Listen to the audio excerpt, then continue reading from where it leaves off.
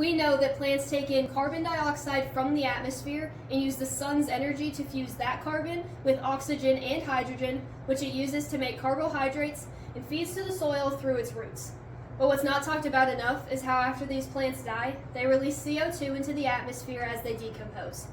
Now imagine a high-slope, rock outcrop, low precipitation land that would be unusable for residential or ag production. As unlikely as this may seem, this is 70% of the Earth's land. So what do we do with this but turn it into pasture? A cow will come along and eat these decomposing plant materials.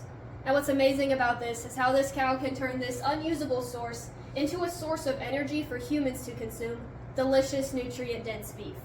But it's what's happening between these arrows is where it gets complicated. Cows have a unique digestive system with 4 chambers of the stomach, the largest being the rumen, which is why they're called ruminants. But here's why we care about this. Cows have a symbiotic relationship between fungi, protozoa, and bacteria, which allows for fermentation within the rumen. It's amazing that these tiny organisms allow for cattle to survive entirely off of cellulosic plants. But a byproduct of this unique digestive system is the released methane. Mass media has taken great attention on this release of methane, and it is time to separate fact from fiction in this common narrative.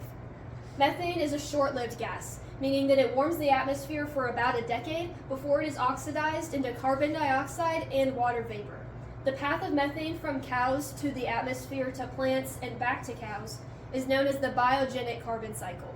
This cycle is in constant rotation, meaning that as new methane is being added, older methane is being taken out at a similar rate.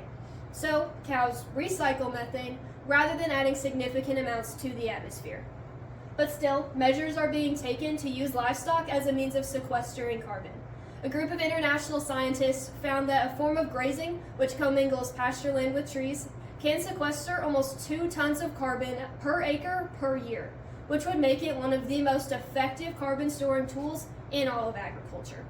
So, while cows should not be to blame for the climate crisis, producers can still use proper management techniques to use their livestock as a means of reversing the effects of climate change.